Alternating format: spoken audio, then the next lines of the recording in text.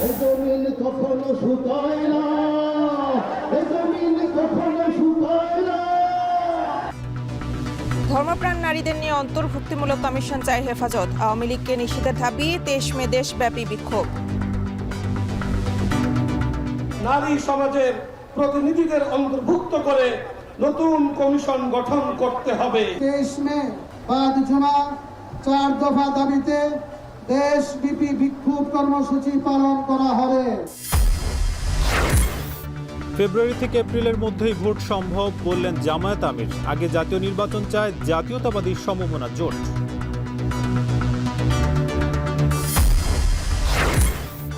কাল লন্ডন থেকে দেশের পথে রওনা হবেন খালেদা জিয়া। 17 বছর পর ফিরছেন জুবাইদা রহমানও। রাষ্ট্র নিরাপত্তার আবেদন।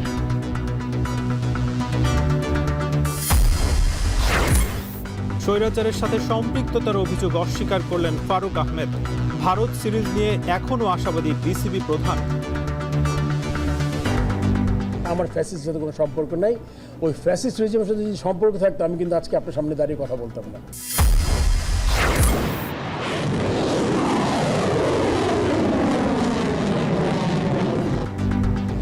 এবং পাকিস্তানের ক্ষেপণাস্ত্র পরীক্ষা, ভারতের যুদ্ধ বিমানের মহড়ায় উত্তেজনা তুঙ্গে। সন্দেহভাজন ধরতে শ্রীলঙ্কায় বিমানে তল্লাশি।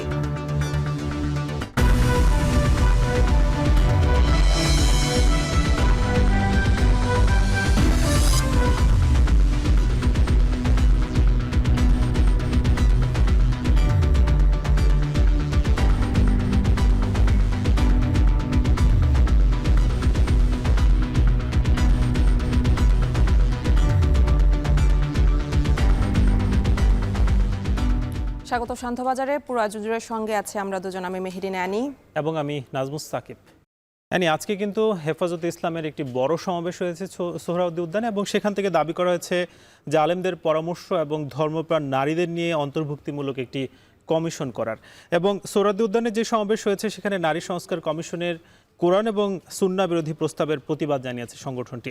এছাড়াও সমাবেশ থেকে নির্বাচনের আগে আওয়ামী লীগের বিচারসহ 12 দফা দাবি কিন্তু জানানো হয়েছে। হ্যাঁ সাকিব, আর এখানে কিন্তু হেফাজতে যারা নেতৃবৃন্দরা আছেন তারা কিন্তু রাখাইনকে যে মানবিক করিডর দেওয়া হয়েছে সেটাকে কিন্তু আত্মঘাতী সিদ্ধান্ত বলেছে। এবং এবারের এই হেফাজতের সমাবেশে কিন্তু যে এনসিপির মুখ্য সংগঠক হাসনাত আবদুল্লাহ সংহতি জানিয়েছে, এবং পাশাপাশি আমার দেশ পত্রিকার যে সম্পাদক আছেন মাহমুদুর রহমান, তিনিও কিন্তু সংহতি জানিয়েছেন। এ বিষয়ে আরও বিস্তারিত জেনে নিব আজহার লিমনের প্রতিবেদনে। ইতিহাসে যখনই শত্রু আসে পালাবার পথ খুঁজে পায় না। সারা দেশ থেকে আসা হাজারো ধর্মপ্রাণ মানুষের পদচারণায় শনিবার ঘুম ভেঙেছে ঐতিহাসিক এই সোহরাওয়ার্দী উদ্যানের। এবং ভোর থেকে এখানে জড়ো হওয়া লাখো জনতার উপস্থিতিতে ভাটা পড়েনি তপ্ত রোদ কিংবা দুপুরের বৃষ্টিতেও। নারী বিষয়ক সংস্কার কমিশন বাতিল, বহুত্ববাদ নয়, আল্লাহর উপর আস্থা স্থাপন, শাপলাসহ গণহত্যার অপরাধে আওয়ামী লীগের বিচার দাবি আর আলেমদের মামলা প্রত্যাহারের এই সমাবেশ আনুষ্ঠানিকভাবে শুরু হয় সকাল 9টা থেকে। এরপর একে একে এখানে বক্তব্য দেন সারা দেশের প্রধান আলেম ওলামা, ধর্মীয় শিক্ষক ও পীর মাশায়েখরা। তাদের ওসমা ছিল নারী কমিশন নিয়ে। আওয়ামী লীগ ও ভারতের আগ্রাসন নীতির বিরোধিতায়ও তাদের বক্তব্য ছিল স্পষ্ট। তারা নারী সংস্কার আইনের নামে নারীদের যেভাবে অপমানিত করতেছে সেই সমস্ত আইন আমরা নিষিদ্ধ ঘোষণা করতে চাই। আমাদের জীবন বাজি দেওয়া হলো আমরা সেই মুসলমানদের বিরুদ্ধে যারা করে তাদের প্রতিহত করার জন্য আমরা চেষ্টা করব। আপনার চত্বরে যে হত্যা করা হয়েছে আমরা এই হত্যার সুষ্ঠু বিচার চাই। হাসিনার পুনর্বাসন। এই সমাবেশে সংহতি জানান জাতীয় নাগরিক পার্টির মুখ্য সংগঠক হাসনাত আবদুল্লাহ এবং দৈনিক আমার দেশ পত্রিকার সম্পাদক মাহমুদুর রহমান। মোটা দাগে তারা বলেছেন, ফ্যাসিজমের বিলোপ সাধনই সবচেয়ে বড় সংস্কার। ডক্টর মোহাম্মদ ইউনূস, আপনি ভুলে যাবেন না আমরা আপনাকে ক্ষমতায় বসিয়েছি। আওয়ামী লীগ নির্বাচন করবে কি করবে না, আওয়ামী লীগ আসবে কি আসবে না, এই সিদ্ধান্ত নিয়েছি আমরা। আওয়ামী লীগ মারা গিয়েছে বাংলাদেশে আর জানাজা হয়েছে দিল্লিতে। আমার ভাই আপনার এবং শহীদ আবু আলিফের রক্তের উপরে পাড়া দিয়ে এই আওয়ামী লীগ বাংলাদেশে আসবে না। শাপলা চত্বরে যারা গণহত্যার শিকার হয়েছে তাদের প্রত্যেকে শেখ হাসিনার বিরুদ্ধে গণহত্যার মামলা দায়ের করতে হবে। এটাই আমার আজকে 1 নম্বর দাবি। মুসলমান নির্যাতিত হচ্ছে। সমাবেশের শেষ প্রান্তে হেফাজতে ইসলামের পক্ষ থেকে 12 দফা ঘোষণাপত্র তুলে ধরা হয়। পতিত স্বৈরাচারের বিচারের আগে নির্বাচন নয় এবং রাখাইনকে করিডোর দেয়া হবে আত্মঘাতী, এসব প্রস্তাব তুলে ধরা হয় সমাবেত জনতার সামনে। দাবি করা হয় নারী বিষয়ক সংস্কার কমিশন বাতিল করে ধর্মপ্রাণ নারীদের নিয়ে অন্তর্ভুক্তিমূলক নতুন কমিশন গঠনের। জাতীয় নির্বাচনের আগেই ফ্যাসিস্ট হাসিনা ও তার চিহ্নিত দোষরদের বিচার সম্পূর্ণ করতে হবে। ফ্যাসিস্ট আওয়ামী লীগকে সন্ত্রাসী দল হিসেবে ঘোষণাপূর্বক বিচার নিশ্চিত করতে হবে। এখান থেকে আগামী 23শে মে দেশব্যাপী বিক্ষোভ এবং 3 মাসের মধ্যে বিভাগে বিভাগে সম্মেলন কর্মসূচি ঘোষণা করা হয়। হেফাজতের শীর্ষ নেতৃত্ব বলেন, ইসলামপন্থী অনেক মানুষের রক্ত জুলাই আগস্টের গণঅভ্যুত্থানে। এদের বিশ্বাসকে অবমাননা করে সরকার কোনো সিদ্ধান্ত নিতে পারে না। বাংলাদেশে শেখ হাসিনা যে নির্যাতন চালিয়েছেন, যেইভাবে গুম হত্যা করেছেন, দেশ থেকে যেইভাবে লুণ্ঠন করেছেন, শেখ হাসিনা বাংলাদেশে আসতে পারবে না। শুধু একটি কারণে আসবে, শেখ হাসিনার ফাঁসি বাংলাদেশের কোন জেলখানার ভিতরে হবে না। 2024-এর জুলাইয়ের স্বাধীনতা সংগ্রামের পর আমি বলতে চাই, আমরা দিল্লির দাসত্বের শৃঙ্খল থেকে মুক্ত হয়েছি, নিউ ইয়র্কের গোলামি করবার জন্য নয়। ইসলাম এবং স্বাধীনতা এক সূত্রে গাথা। বাংলাদেশের ইসলাম এবং স্বাধীনতা এক সূত্রে গাথা। যারা বাংলাদেশে ইসলামের উপর আঘাত করে তারাই স্বাধীনতার দুশমন, তারাই স্বাধীনতার শত্রু।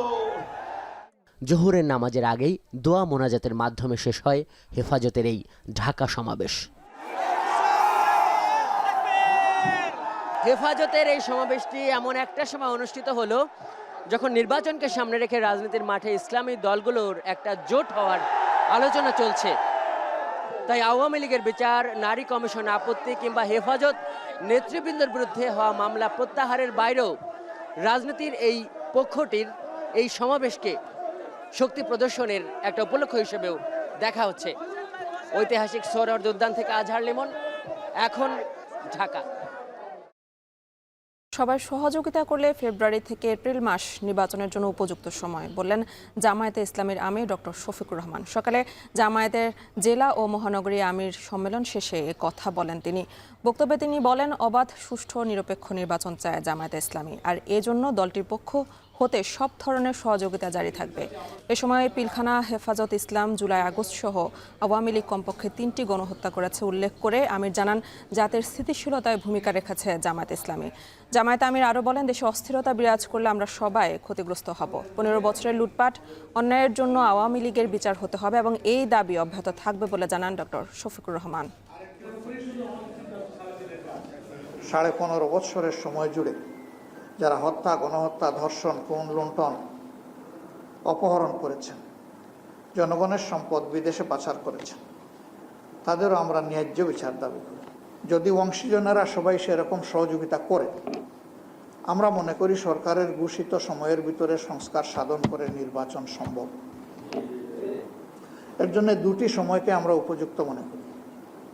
একটি হচ্ছে ফেব্রুয়ারি মাস রোজা শুরু হওয়ার আগে, আরেকটি হচ্ছে যদি কোনো কারণে এই সময়ের ভিতরে সংস্কারগুলো এবং বিচারের দৃশ্যমান প্রক্রিয়া জনমনে আস্থা সৃষ্টির পর্যায়ে না আসে, তাহলে ম্যাক্সিমাম এপ্রিল পার হওয়া উচিত নয়।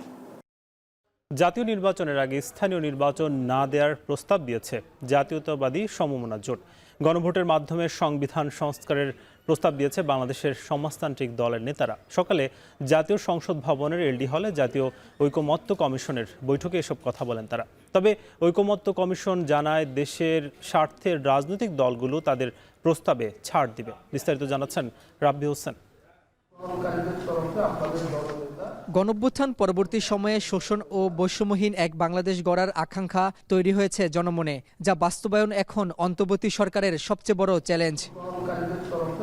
সংস্কার প্রস্তাবে শনিবার সকালে জাতীয় সংসদ ভবনের এলডি হলে কমিশনের সঙ্গে বৈঠকে বসে জাতীয়তাবাদী সমমনা জোটের নেতারা। বৈঠক শেষে জোটের নেতারা জানায় কমিশনের 166টি প্রস্তাবের মধ্যে 112টিতে একমত, 28টি প্রস্তাবে আংশিক একমত ও 26টি প্রস্তাবে একমত নয় তারা। জাতীয় নির্বাচন দেওয়ার আগে কোনোভাবেই স্থানীয় সরকার নির্বাচন না দেওয়ার প্রস্তাব তুলে ধরেন বৈঠকে। সুস্পষ্টভাবে বলেছি, আগে জাতীয় নির্বাচন হতে হবে, স্থানীয় নির্বাচন হবে না। জাতীয় নির্বাচনে হওয়ার পর সেই পার্লামেন্ট স্থানীয় নির্বাচন করবে। আর আমরা আবার একটা প্রস্তাব করেছিল একসাথে জাতীয় নির্বাচন এবং স্থানীয় নির্বাচন করা যায় কিনা। আমরা এটাতেও বলেছি যে ইলেকশন কমিশনই বলেছে বাংলাদেশে একসাথে জাতীয় নির্বাচন এবং স্থানীয় নির্বাচন হওয়া সম্ভব নয়। এছাড়া এদিন বিকেলে ঐকমত্য কমিশনের সঙ্গে বৈঠকে বসেন বাংলাদেশের সমাজতান্ত্রিক দলের 12 সদস্যের একটি প্রতিনিধি দল। বৈঠক শেষে তারা জানান, নারী সংস্কার কমিশন বাতিল চাওয়া গণঅভ্যুত্থান পরিপন্থী। নারী কমিশনকে বাতিল করে দিতে হবে, এই কমিশনের যে প্রস্তাবনা সেগুলো নিয়ে কোনো ধরনের আলাপ আলোচনাই করা যাবে না, এই ধরনের কথা যারা বলে, আমরা মনে করি যে এই যে গণঅভ্যুত্থান যে আকাঙ্ক্ষা থেকে হয়েছে এবং যে কারণে জীবন দিয়েছে সেই আকাঙ্ক্ষা এবং সেই চেতনারই পরিপন্থী। রাজনৈতিক দলগুলোর মধ্যে মতপার্থক্য থাকলেও বৃহৎ স্বার্থে তারা ছাড় দেবে বলে আশা ব্যক্ত করেন জাতীয় ঐকমত্য কমিশন। জাতীয় স্বার্থে রাষ্ট্র পুনর্গঠনের প্রশ্নে গণতান্ত্রিক ব্যবস্থা প্রতিষ্ঠার জন্য প্রত্যেকেই যার যার অবস্থান থেকে যেমন কথা বলবেন, প্রত্যেকটি দল জোট তাদের অবস্থানের কিছুটা ছাড় দিতেও প্রস্তুত থাকবেন। সুনির্দিষ্ট এই 6 মাসের মধ্যেই আমরা চাই যেন আমরা একটি জাতীয় সনদ তৈরি করতে পারি। রাজনৈতিক দলগুলোর সঙ্গে আলোচনা শেষ করে জাতীয় সনদ তৈরি করতে 15 জুলাই পর্যন্ত সময় নির্ধারিত করে দেয়া হয়েছে বলে জানান জাতীয় ঐকমত্য কমিশন।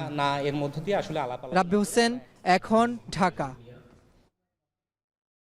রোববার লন্ডন থেকে দেশের পথে রওনা হবে বিএনপি চেয়ারপারসন বেগম খালেদা জিয়া। আগামী সোমবার বিমানের একটি নিয়মিত ফ্লাইটে ঢাকায় ফিরবেন তিনি। তার সঙ্গে 17 বছর পর দেশে ফিরবেন তারেক রহমানের স্ত্রী ডক্টর জোবাইদা রহমানও। প্রস্তুত করা হয়েছে পৈতৃক বাড়ি, বাড়ানো হয়েছে নিরাপত্তাও। বিস্তারিত জানাচ্ছেন সিফাত শাহরিয়ার। দীর্ঘ 4 মাস পর ঢাকায় ফিরবেন বেগম খালেদা জিয়া। তবে এবার এয়ার অ্যাম্বুলেন্সে নয়, শারীরিক অবস্থা কিছুটা উন্নতি হওয়ায় নিয়মিত ফ্লাইটে আসছেন বিএনপি চেয়ারপারসন। 4 মে লন্ডনের স্থানীয় সময় সন্ধ্যা 6টায় হিথ্রো বিমানবন্দর থেকে তাকে বহনকারী বিমান উড্ডয়ন করবে। 5 মে দুপুরে বিমানটি সিলেট বিমানবন্দর হয়ে ঢাকায় অবতরণ করবে।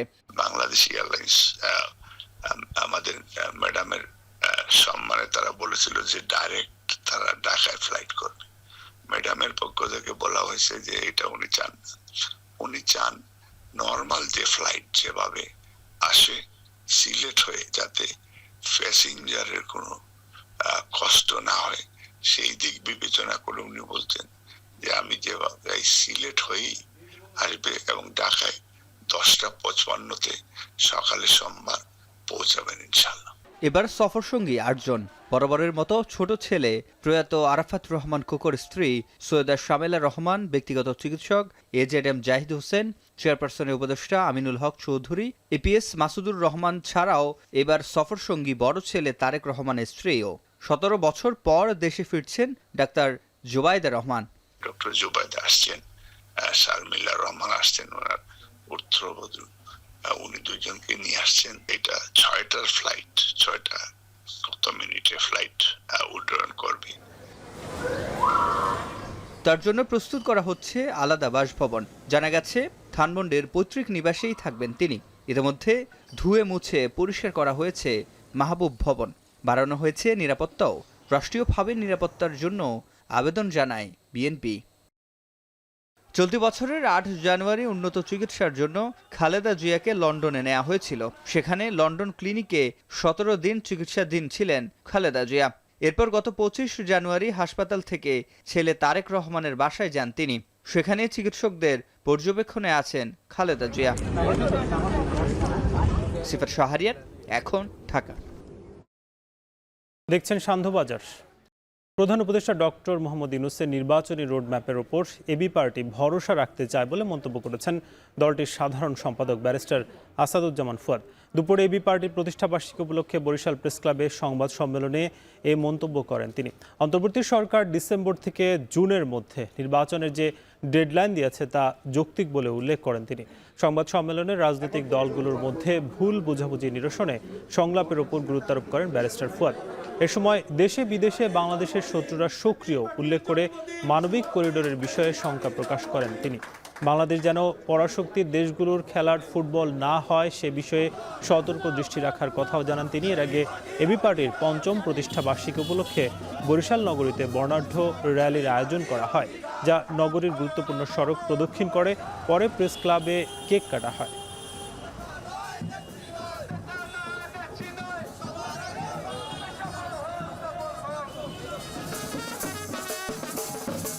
প্রফেসর ইউনূস যে ডেডলাইনটা দিয়েছেন ডিসেম্বর থেকে জুন, এটা যথেষ্ট যৌক্তিক এবং ইন্টারন্যাশনালি উনি যে কথাটা দিয়েছে ওনার ইমেজের কারণে উনি এই ওয়াদা থেকে ফিরে আসবেন, এটা আমি বিশ্বাস করি না। এই রোডম্যাপের উপরে আমরা ভরসা রাখতে চাই। গুরুত্বপূর্ণ হচ্ছে ডায়ালগ। বাংলাদেশের শত্রুরা সক্রিয়ভাবে কাজ করে যাচ্ছে আমাদেরকে আন্ডারমাইন করতে এবং এই সরকারকে আন্ডারমাইন করতে। যে মানবিক করিডোর দিন শেষে আর মানবিক থাকে না, অমানবিক হয়ে যায়, সামরিক হয়ে যায়, গৃহযুদ্ধ তৈরি হওয়ার ট্রিগল তৈরি হয়। রাজনৈতিক দল এলডিপি ভাসানী অনুসারী পরিষদ থেকে গণ অধিকার পরিষদে যোগ দিলেন এক ঝাঁক নেতারা। এছাড়াও যোগ দিয়েছেন সমাজের নানা শ্রেণী পেশার নাগরিক। রাজধানীর ডিপ্লোমা ইঞ্জিনিয়ার্স ইনস্টিটিউটে আজ আনুষ্ঠানিকভাবে হয় সহস্রাধিক সদস্যের এই যোগদান কর্মসূচি।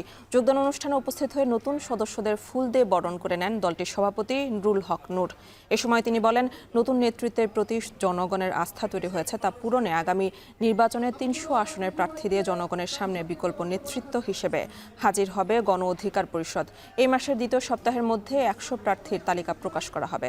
এছাড়া অনুষ্ঠানে গণ অধিকার পরিষদের সাধারণ সম্পাদক মোহাম্মদ রাশেদ খান বলেন, 2021 সালে এই দলটির জন্ম না হলে 24-এর গণ অভ্যুত্থান হতো না। গণহত্যার বিচার, ঐকমত্যের ভিত্তিতে রাষ্ট্র সংস্কার সহ ডিসেম্বরে বিজয়ের মাসে নির্বাচন গণ অধিকার পরিষদের এখন এই 3টি দাবি।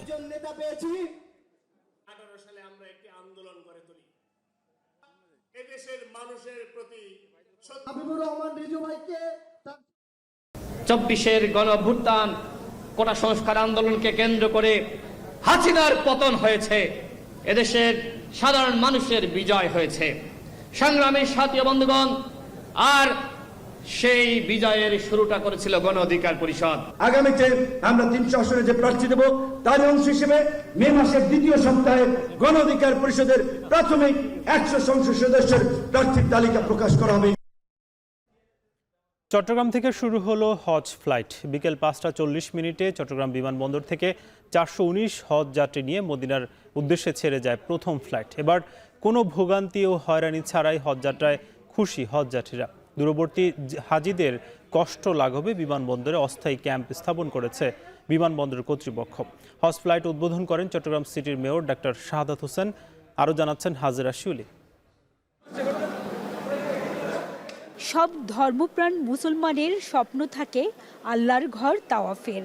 তাই হজ পালনের সুযোগ পাওয়ায় হজযাত্রীদের চোখে মুখে ছিল খুশির ঝিলিক। বিদায় জানাতে আসা স্বজনরাও আবেগে আপ্লুত হয়ে পড়েন। প্রথমবার হজ করতে যাচ্ছি, এর আগে উমরা করলাম। কাফেলা থেকেও ভালো দিল, আমাদেরকে সার্ভিস দিল, খুবই ভালো লাগছে। কেউ কেউ ওমরা পালন করলেও এবারই প্রথম হজে যাচ্ছেন অনেকেই। সরাসরি চট্টগ্রাম থেকে মদিনা যেতে পারায় খুশি হজযাত্রীরা। তারা বলছেন, গেল বছরের চেয়ে এবার প্যাকেজের খরচও কম। এজেন্সিগুলোর ব্যবস্থাপনায়ও সন্তুষ্ট হজযাত্রীরা। গত বছরের সাথে এবছর আমাদের টাকা পয়সা সাশ্রয় হয়েছে। আমরা যে প্যাকেজে যাচ্ছি তার মধ্যে আমাদের প্রায় 1 লাখ টাকার মতো কম নিতেছে আমাদের। আগে যেগুলো মানে যেরকম যে মানের হোটেলের যে কস্টিং ছিল, একই মানের হোটেল এখন অনেক কম কস্টিংয়ে যাওয়া যাচ্ছে। আর সবকিছু একদম স্মুথ, মানে কোথাও কোনো বাধা নাই। এবার যাত্রীদের দুর্ভোগ লাঘবে বিমানবন্দরে স্থাপন করা হয়েছে অস্থায়ী হজ ক্যাম্প। শিডিউল বিপর্যয় বা ভোগান্তি এড়াতে নেওয়া হয়েছে প্রয়োজনীয় ব্যবস্থাও। এবছর চট্টগ্রাম থেকে 17টি সরাসরি ফ্লাইটে 6,618 জন হজযাত্রী যাবেন সৌদি আরব। তবে হজযাত্রী কম হওয়ায় গেলবারের চেয়ে কমেছে ফ্লাইটও। পর্যাপ্ত সুযোগ সুবিধা আছে, খাবার পানি দেওয়া হয়েছে, তাদের এহরাম বাঁধার জন্য জায়গা করা হয়েছে, তাদেরকে বসার জন্য বিশ্রাম নেওয়ার জন্য তাদের তাঁবু দেওয়া হয়েছে, সেখানে তাদের পর্যাপ্ত ফ্যান লাইট বসার ব্যবস্থা করা হয়েছে। সৌদি গভর্নমেন্ট এবং নুসুকের সিস্টেম দুর্বলতার কারণে সিস্টেম আপডেট না থাকার কারণে এবার কিছু হজযাত্রী ভোগান্তির হচ্ছে। এর আগে হজ ফ্লাইট উদ্বোধন করে হজযাত্রীদের সঙ্গে কুশল বিনিময় করেন Chittagong city mayor doctor Shahadat Hossain. এই সময় তিনি বলেন, ধর্ম মন্ত্রণালয় চাইলে কর্পোরেশন নিজস্ব ব্যবস্থায় পাহাড়তলীর হাজি ক্যাম্প চালু করবে বলে জানান মেয়র। কোনো কারণে যদি মিসিং হয়ে যায় সেখানে কিন্তু অনেক ধরনের সেখানে সাহায্যকারী রাবিয়ান অনেক লোক সেখানে থাকে, অনেক বাংলাদেশের লোকও সেখানে এখন আছে। তাদের যে কাফেলা, তাদের ওই নাম এবং তাদের ফোন নাম্বার, অ্যাটলিস্ট তাদের মোবাইল নাম্বারটা তারা যাতে সাথে রাখে। শনিবার বিকেল 5:40 প্রথম ফ্লাইটে 419 জন হজযাত্রী নিয়ে মদিনার উদ্দেশ্যে চট্টগ্রাম ছেড়ে যায় বিমানের প্রথম ফ্লাইট। হাজারের শিউলি, এখন চট্টগ্রাম। সান্ধ্যবাজারে নিচ্ছি বিরতি, ফিরছি একটু পরে।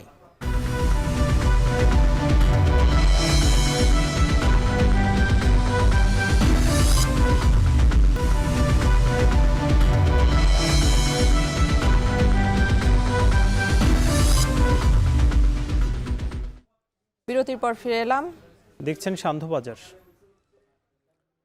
বুয়েট ছাত্র আবরার ফাহাদ হত্যা মামলায় 20 জনের মৃত্যুদণ্ড এবং 5 জনের যাবজ্জীবন কারাদণ্ডের পূর্ণাঙ্গ রায় প্রকাশ করেছেন হাইকোর্ট। সুপ্রিম কোর্টের ওয়েবসাইটে 131 পৃষ্ঠার পূর্ণাঙ্গ রায় দেয়া আছে। এর আগে গেল 16 মার্চ বিচারপতি AKM আসাদুজ্জামান এবং বিচারপতি সৈয়দ এনায়েত হোসেনের সমন্বয়ে হাইকোর্ট বেঞ্চ আসামিদের ডেথ রেফারেন্স, আপিল ও জেল আপিলের উপর শুনানি শেষে রায় ঘোষণা করেন। 2019 সালে 6 অক্টোবর বুয়েটের শেরেবাংলা হলে নির্মমভাবে পিটিয়ে হত্যা করা হয় তড়িৎ ও ইলেকট্রনিক প্রকৌশল বিভাগের দ্বিতীয় বর্ষের ছাত্র আবরার ফাহাদকে। এদিকে মৃত্যুদণ্ড পাওয়া আসামি মুনতাসির আল জেমি গেল বছর 6 আগস্ট গাজীপুরের হাই সিকিউরিটি কেন্দ্রীয় কারাগারের দেয়াল ভেঙে পালিয়ে যায়। আওয়ামী লীগ নিষিদ্ধের বিষয়ে বিএনপি জামায়াত ঐক্যমত্যে না এলে জুলাই জনতাকে সঙ্গে নিয়ে এনসিপি আন্দোলনে নামবে বলে হুঁশিয়ারি দেন দলটির সদস্য সচিব আখতার হোসেন। দুপুরে রংপুরের পীরগাছায় ওরাও সম্প্রদায়ের সাথে বৈশাখী শুভেচ্ছা বিনিময়ের পর গণমাধ্যমকে তিনি এসব কথা বলেন। আওয়ামী লীগ নিষিদ্ধ বিচার ইস্যুতে বিএনপি জামায়াতের অবস্থান স্পষ্ট করা জরুরি বলে দাবি করেন তিনি। এছাড়া সংস্কার ছাড়া নির্বাচন হলে তাতে অংশগ্রহণের সিদ্ধান্ত তখন বিবেচনা করবে এনসিপি। মিয়ানমারের সঙ্গে মানবিক করিডোর প্রসঙ্গে আখতার হোসেন বলেন, একক সিদ্ধান্ত নয়, রাজনৈতিক দলগুলোর সঙ্গে আলোচনা করে ঐক্যমতের ভিত্তিতে পদক্ষেপ নিতে হবে।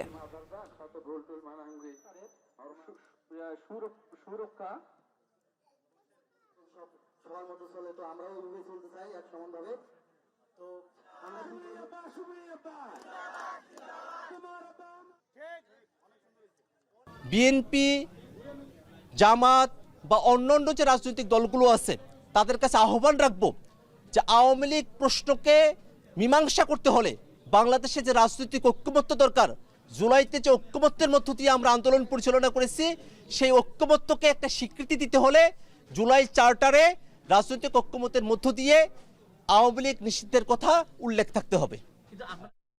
গাজীপুরের কোনাবাড়িতে ভয়াবহ আগুনে পড়ল 20টি ঝুট গুদাম ও 2টি সুতা কারখানা। ফায়ার সার্ভিসের 6টি ইউনিটের প্রায় 2 ঘন্টার চেষ্টায় নিয়ন্ত্রণে আসা আগুন। এতে কয়েক কোটি টাকার ক্ষতির দাবি করেছেন ব্যবসায়ীরা। এ দুর্ঘটনায় কোনো হতাহতের ঘটনা ঘটেনি, তবে এখনও পর্যন্ত আগুন লাগার কারণ জানাতে পারেনি ফায়ার সার্ভিস। ইফতেখার রায়হান জানাবেন বিস্তারিত। শনিবার দুপুর 12:15 হঠাৎই গাজীপুরের কোনাবাড়ির দেউলিয়াবাড়ির আকাশে কালো ধোঁয়ার কুণ্ডলী। ঝুটের গুদামে লাগা আগুন দ্রুত ছড়িয়ে পড়ে চারপাশে। আতঙ্কে বাসাবাড়ি থেকে মালামাল নিয়ে বেরিয়ে আসেন স্থানীয়রা। খবর পেয়ে ঘটনাস্থলে যায় কোনাবাড়ি মডার্ন ফায়ার সার্ভিসের 3টি ইউনিট। তাদের সঙ্গে আগুন নেভানোর কাজে যোগ দেয় আরও 3টি ইউনিট। পরে স্থানীয়দের সহায়তায় প্রায় 2 ঘন্টার চেষ্টায় নিয়ন্ত্রণে আসে আগুন। তবে এর আগেই পুড়ে ছাই হয় অন্তত 20টি গুদাম ও 2টি সুতা কারখানা। আমরা এই বাসাবাড়ি পর্যন্ত, বাসাবাড়ি মসজিদ এই উত্তর দিকে আগুন ছড়াতে দেয়নি, যেখানে 500টার মতো ঘর আছে, এখানে প্রায় 20টার মতো হবে। একজন বলেছেন 12-13টা গোডাউন। আর এই বাম দিকে আছে সুতার ফ্যাক্টরি এবং তার পাশে সুতার গোডাউন। এইগুলোই মোটামুটি পুড়েছে। স্থানীয়রা জানান তুলার কারখানা থেকে আগুনের সূত্রপাত। অভিযোগ আছে প্রায়ই অগ্নি দুর্ঘটনা ঘটলেও ঝুট ব্যবসায়ীদের নেই অগ্নি নিরাপত্তা ব্যবস্থা। এই তুলার ফ্যাক্টরিতেই আগুনটা সবসময় তারা এই এটার মধ্যে অগ্নিকাণ্ড ঘটাতে আমরা অনেকবার নিবাইছি। আগুন ছিল অল্প, বাতাসের কারণে এত ব্যাপক আর ছড়াই গেছে, আর মানে এটা নিয়ন্ত্রণ করার মতো অবস্থা ছিল না। যখন এখানে আগুন ধরে ওদের যে ছোট ছোট ওয়ার্কার ছিল ওই ওয়ার্কাররা আগে দৌড় পরে বের হয়ে গেছে, বের হয়ে ওরাই বলছে যে আগুন ধরছে আগুন ধরছে। তারে বলা হয়েছে যে আপনি জেনারেটরের ব্যবস্থা করেন, ফায়ার সার্ভিস সিস্টেম একটা পানির ব্যবস্থা করেন, সে করে নাই। আমাদের 8টা-10টা গোডাউন ছিল, সবই পুরা গেছে। তবে ভয়াবহ এই আগুনে হতাহতের ঘটনা না ঘটলেও কয়েক কোটি টাকার ক্ষতি হয়েছে বলে দাবি করছেন ব্যবসায়ীরা। ইফতেখার রায়হান, এখন গাজীপুর। দেখছেন শান্তবাজার। এমআরটি 1 প্রকল্পের নির্মাণ কাজ ঘিরে রাজধানীর প্রগতি সরণির বিকল্প 3টি সড়কের সম্ভাব্যতা যাচাই করেছে ঢাকা উত্তর সিটি কর্পোরেশন। জনদুর্ভোগ লাঘবে সব পক্ষের সাথে আলাপ শেষে দ্রুততম সময়ের মধ্যে বিকল্প সড়ক চালুর আশ্বাস দেন ডিএনসিসি প্রশাসক মোহাম্মদ এজাজ। সকালে রাজধানীর কুড়িলে বিকল্প সড়ক পরিদর্শন করে মোহাম্মদ এজাজ বলেন, প্রগতি সরণিতে ভোগান্তি কমাতে পূর্বাচল 300 ফিট সড়ক থেকে 3টি বিকল্প সড়ক নির্মাণ করা হবে। এক্ষেত্রে মেট্রো কর্তৃপক্ষ, রাজুক, ঢাকা মেট্রোপলিটন পুলিশের সাথে কথা বলে নির্মাণ কাজ শুরু হবে। বসুন্ধরা বা স্বদেশ আবাসন কর্তৃপক্ষের সরকারি সড়কে গাড়ি চলাচলে বাধা দেওয়ার এখতিয়ার নেই বলেও জানান ডিএনসিসি প্রশাসক। এর আগে 2024 সালে শুরু হয় 31.24 কিলোমিটার বিস্তৃত এমআরটি 1 প্রকল্পের 2টি লাইনের কাজ। রাস্তা খোঁড়াখুড়ি করে কাজ চলমান থাকায় প্রগতি সরণিতে প্রতিদিনই তৈরি হয় সীমাহীন যানজট।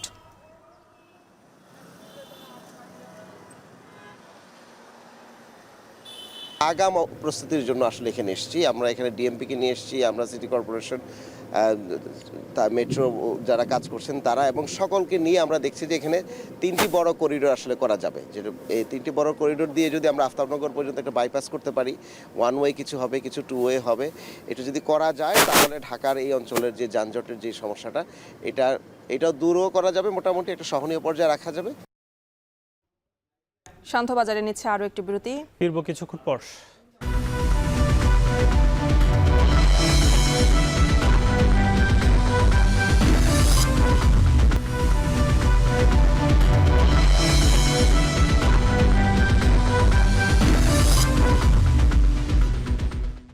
বিরতির পর ফিরে এলাম আরও একবার। দেখছেন শান্তবাজার।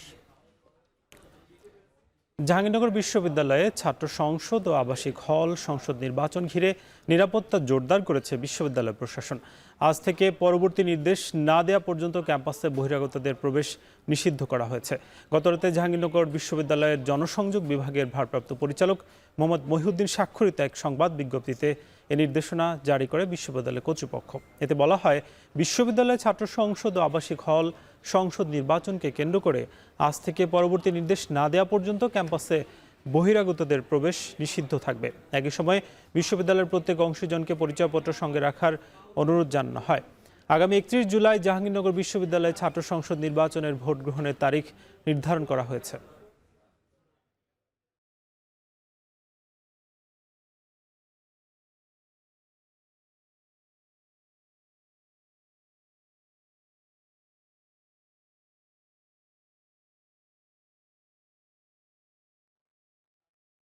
বিক্রির উদ্দেশ্যে নেওয়ার সময় চট্টগ্রাম থেকে দেশীয় অস্ত্রশস্ত্র সহ 2 জনকে আটক করেছে পুলিশ। শনিবার দুপুরে জেলা পুলিশ সুপারের কার্যালয়ে আয়োজিত সংবাদ সম্মেলনে এ তথ্য নিশ্চিত করা হয়।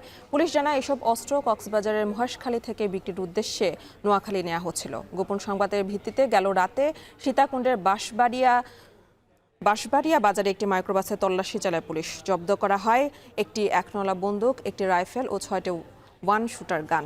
এ সময় আটক করা হয় 2 জনকে। আটককৃতরা অবৈধ অস্ত্র বেচাকেনা চক্রের সদস্য এবং দীর্ঘদিন ধরে অবৈধ আগ্নেয়াস্ত্রের ব্যবসা চালিয়ে আসছিল বলে নিশ্চিত করে পুলিশ।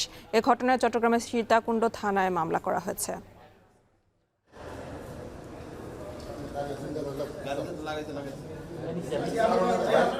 এবার খেলার প্রসঙ্গ।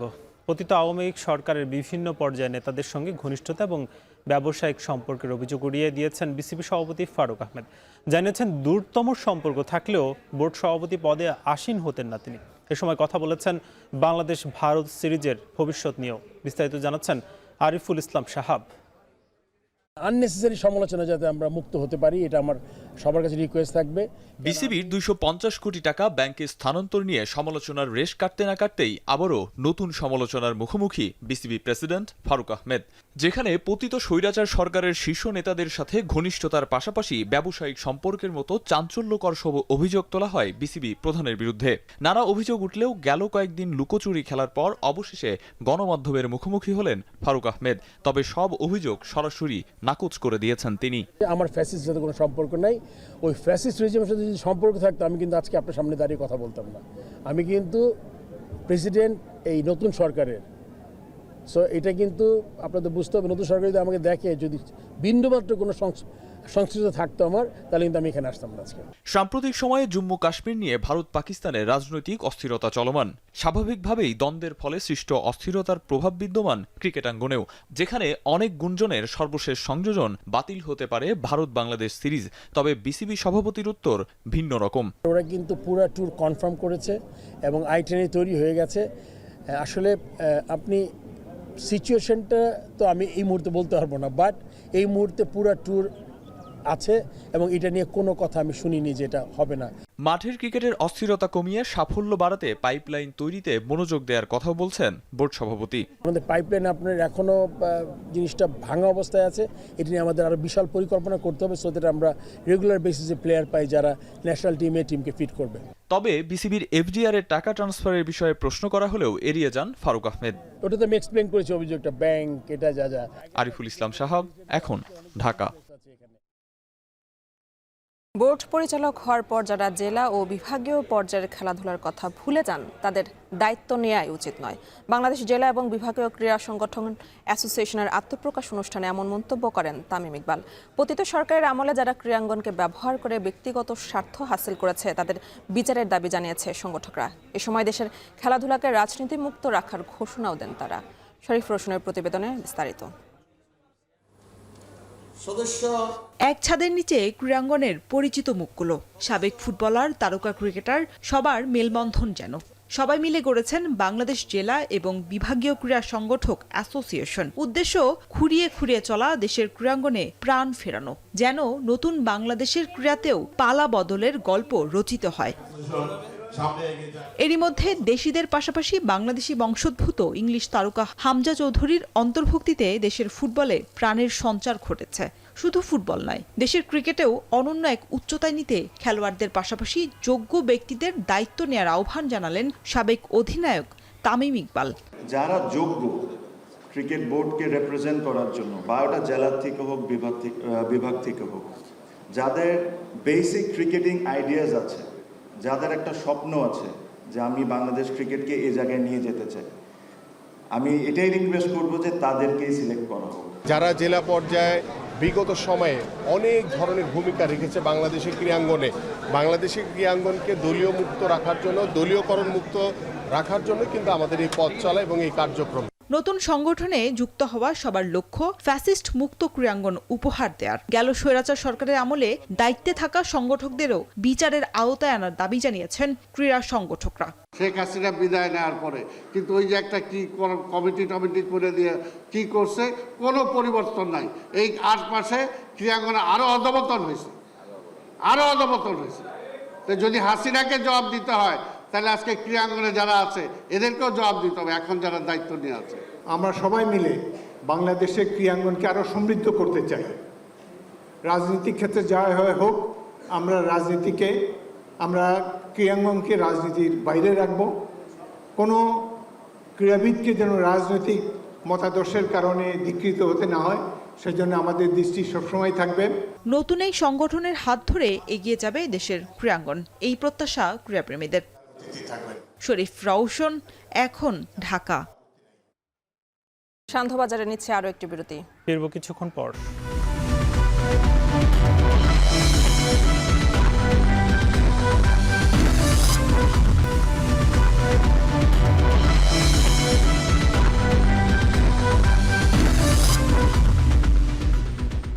বিরতির পর স্বাগত। আপনারা দেখছেন সান্ধ্যবাজার। ভারতের জম্মু কাশ্মীরে পেহেলগাম কাণ্ডকে ঘিরে যুদ্ধের দামামা বইছে ভারত ও পাকিস্তানে। দুই দেশে নিজেদের সামরিক সক্ষমতা ঝালিয়ে নিচ্ছে নতুন করে। প্রস্তুতি নিচ্ছে পাক ভারত সীমান্তবর্তী গ্রামগুলোর বাসিন্দারাও। এদিকে পেহেলগাম কাণ্ডে সন্দেহভাজন 6 জনকে ধরতে ভারতের চেন্নাই থেকে শ্রীলঙ্কায় ছেড়ে যাওয়া একটি বিমানে ব্যাপক তল্লাশি চালিয়েছে লঙ্কান বিমান বাহিনী। জাহানারা ভুঁইয়ার প্রতিবেদনে বিস্তারিত। পেহেলগাম হত্যাকাণ্ডের পর পাক ভারত সীমান্তে বাজছে আরেকটি যুদ্ধের দামামা। যুদ্ধের প্রস্তুতি নিতে ব্যস্ত পরমাণু শক্তিধর দুই দেশ ভারত ও পাকিস্তান। সীমান্তবর্তী অঞ্চলে গেল কয়েকদিন ধরেই সামরিক মহড়া চালাচ্ছে দুদেশের প্রতিরক্ষা বাহিনী।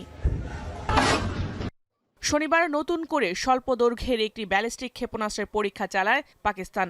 আবদালি নামের ওই ক্ষেপণাস্ত্রটি ভূমি থেকে ভূমিতে 450 কিলোমিটার পর্যন্ত দূরের লক্ষ্যবস্তুকে আঘাত করতে সক্ষম। তাদের এই পরীক্ষা সফল হয়েছে বলে দাবি ইসলামাবাদের।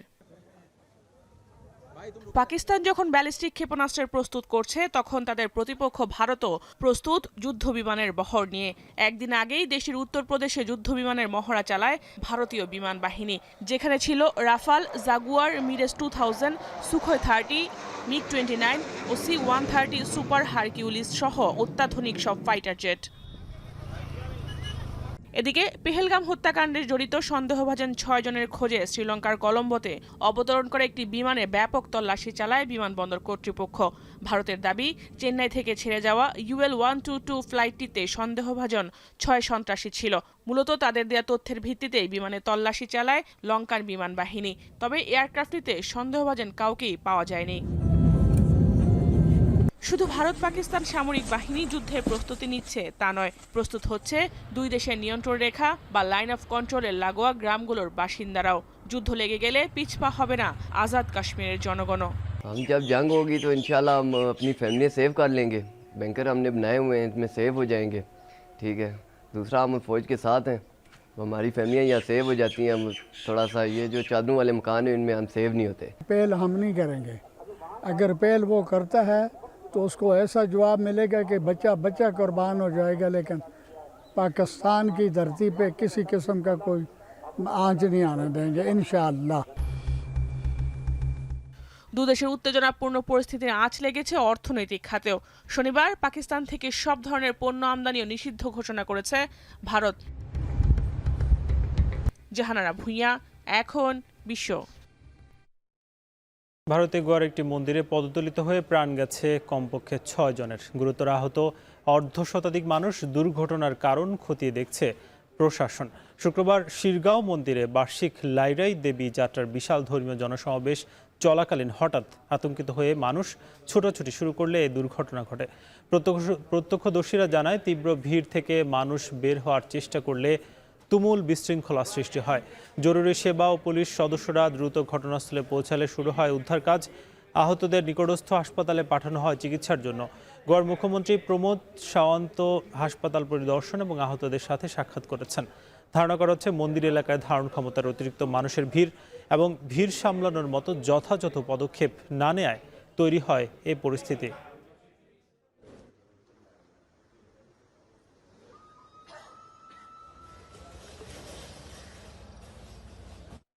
শেষ করব সান্ধ্যবাজার, তবে তার আগে শিরোনামগুলো আরো একবার।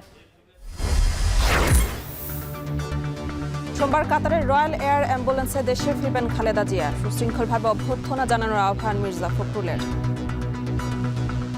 আমাদের দলীয় নেতাকর্মীদের কাছে আমাদের আবেদন থাকবে যে তারা অত্যন্ত শৃঙ্খলা সহকারে রাস্তার দুই ধারে কোনো যানজট সৃষ্টি না করে তারা তাদের নেত্রীকে, এই মহান নেত্রীকে তারা অভ্যর্থনা জানাবেন।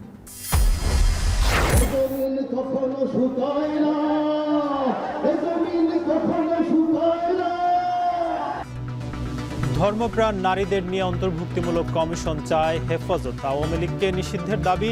23 মে দেশব্যাপী বিক্ষোভ। নারী সমাজের প্রতিনিধিদের অন্তর্ভুক্ত করে নতুন কমিশন গঠন করতে হবে। 23 মে বাদ জমা 4 দফা দাবিতে দেশব্যাপী বিক্ষোভ কর্মসূচি পালন করা হবে। ফেব্রুয়ারি থেকে এপ্রিলের মধ্যে ভোট সম্ভব বললেন জামায়াত আমির। আগে জাতীয় নির্বাচন চায় জাতীয়তাবাদী সমমনা জোট।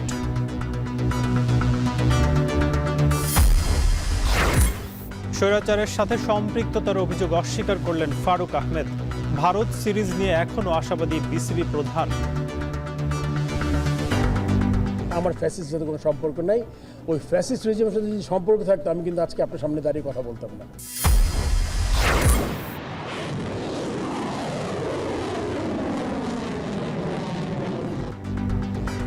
এবং পাকিস্তানের ক্ষেপণাস্ত্র পরীক্ষা ও ভারতের যুদ্ধ বিমানের মহড়ায় যুদ্ধের দামামা, সন্দেহভাজন ধরতে শ্রীলঙ্কায় বিমানে তল্লাশি।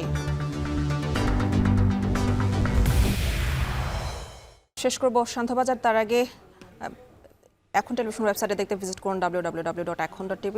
এছাড়া ফেসবুকে যুক্ত হতে পারেন facebook.com/tv.ekhon। ইউটিউবে যুক্ত হতে পারেন youtube.com/c/ekhon tv।